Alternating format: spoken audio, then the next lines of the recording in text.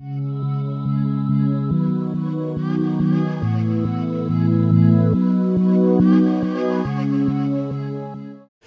à tous, donc je suis ici au Tristar en compagnie de Nordine Taleb, donc combattant français à l'UFC. Donc je précise bien français au cas où s'il y en a qui peuvent parfois se tromper ou pas comprendre.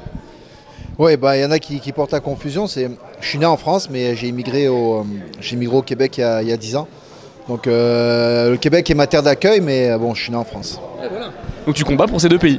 Je combats, oui, pour les deux pays, si c'est pas interdit encore. Donc Nordine, là tu es sur 3 victoires consécutives à l'UFC. Donc toujours invaincu à l'UFC. Dernier combat, c'était à Montréal, à l'UFC 186. Une belle victoire, une vraie domination donc, contre Chris Clemens. Est-ce que tu peux nous parler de ce combat? Ouais, c'était une bonne performance de ma part, je pense. En tout cas, ce que j'ai ressenti par rapport à mes coachs, le feedback que j'ai eu, ils m'ont dit que c'était un très bon combat. J'ai beaucoup montré mon aspect au niveau du grappling et du jiu-jitsu. Donc, ce qui m'a fait valoir ma ceinture marron de Jiu-Jitsu. Pendant le camp d'entraînement, j'ai été blessé pendant au moins 1 mois. Je me suis entraîné avec une attelle au pied. J'avais les 3 orteils cassés, plus la cheville un peu foulée. Donc c'était un camp d'entraînement difficile, mais je pense que la difficulté du camp d'entraînement m'a amené à faire un combat plus facile. Donc là maintenant tu as un nouveau combat là, annoncé, donc c'est au Brésil à Rio à l'UFC 190 le 1er août. Tu affrontes un Brésilien, il s'agit donc de Warlley Alves qui est le vainqueur de la saison 3 du Tough Brazil. Il a fait la saison en middleweight, ensuite donc, il est descendu chez les welterweight, son dernier combat c'est contre Alan Jouban, il est toujours invaincu, 8 victoires, 0 défaite. Est-ce que c'est un bon match-up pour toi? Oui, moi je me considère fortement comme un des meilleurs dans la discipline. Alors, pour moi, n'importe qui qu'on met en face de moi, donc je suis prêt et je serai prêt, peu importe le challenge. Maintenant, bon, ma concentration est sur Warlley Alves. Je me suis renseigné un peu sur lui et tout ça. J'ai vu sa dernière performance contre Jouban.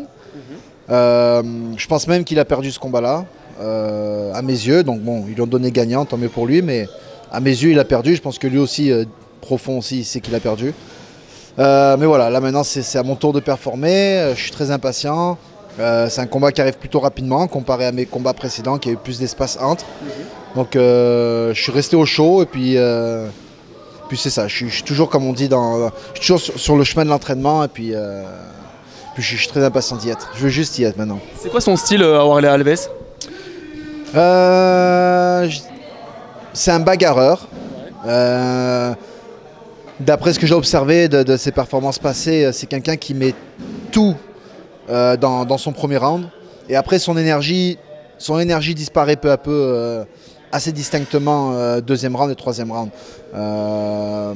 Donc je m'attends à ce qu'il va arriver comme une bombe au premier round et puis ouvrir la machine comme il fait d'habitude. Mais j'ai confiance à mes habiletés et puis mon contrôle de distance, ma rapidité, mon coup d'œil. Je pense pas qu'il va pouvoir faire avec moi ce qu'il a fait avec les autres au premier round. Et puis même si il le fait, bon, de toute façon je suis conditionné à ça. Et puis tôt ou tard, je l'aurai.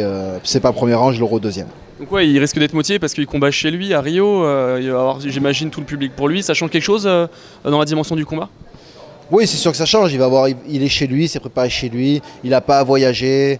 Il est entouré de sa famille, les gens qu'il aime, les gens qui le supportent.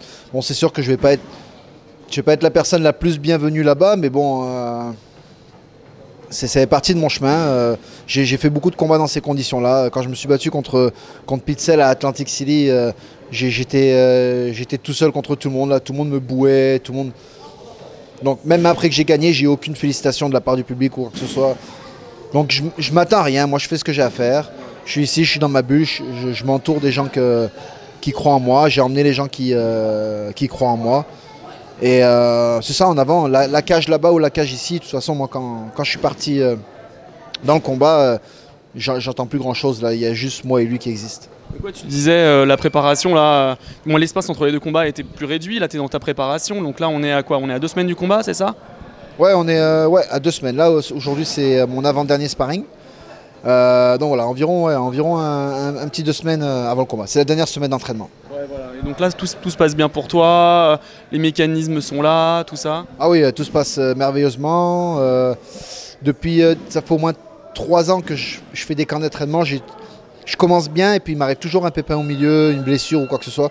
Puis là, vraiment, là, je suis tout neuf. Donc j'ai fait un camp d'entraînement vraiment en santé, en toute possession de mes moyens, avec des bons partenaires d'entraînement, des bons entraîneurs. Donc voilà, aucune excuse, je suis très très prêt pour ce combat-là. Bon, bah, d'ailleurs, il y a quelque chose à dire sur l'un de tes partenaires d'entraînement, Rory MacDonald, qui a livré un combat épique à l'UFC 189 il y a quelques jours là, donc contre Robbie Lawler. Est-ce que tu peux nous donner ton avis sur ce combat-là?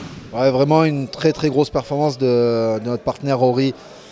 C'est dommage qu'il n'a pas eu la victoire. D'après ce que j'ai entendu, les juges le donnaient déjà gagnant. Donc il était vraiment à un round de gagner. S'il continuait comme ça, il aurait gagné. Bon, malheureusement, la douleur apparemment était atroce. Ça l'a emporté sur lui et puis il n'était plus capable de continuer. Voilà, c'est un peu dommage, mais on est tous quand même très fiers de lui. Et puis on le soutiendra quoi qu'il en coûte. Et puis de toute façon, il reste au top et on va lui sauter un bon rétablissement. Et puis je pense que quand il va être rétabli, il va faire comme à la dernière défaite. Il va revenir sur 3-4 belles victoires et puis il va remonter au titre, je pense. On sait dans combien de temps il va revenir ici à la salle pour commencer de nouveau à s'entraîner? Je ne sais pas vraiment. J'essaie de prendre contact avec lui. J'ai pas eu trop de nouvelles.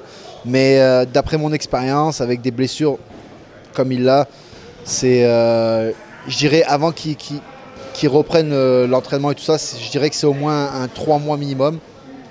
Après là, il faut se remettre dans le bain et tout ça. Donc je pense pas qu'on le reverra dans la cage à se battre avant un bon 8-9 mois, je pense. On te souhaite bon courage, Nordine, pour ce combat. Ce sera sûrement, on l'espère, ta 4e victoire consécutive à l'UFC. Et voilà, on te souhaite de continuer de monter en puissance et on est tous avec toi. Merci, j'apprécie beaucoup. Merci beaucoup pour tout le support que tout le monde m'apporte et c'est fantastique. Continuez à me supporter et puis je vais toujours vous offrir des bonnes performances et être prêt et donner le maximum de ce que j'ai. Merci Nordine. Plaisir.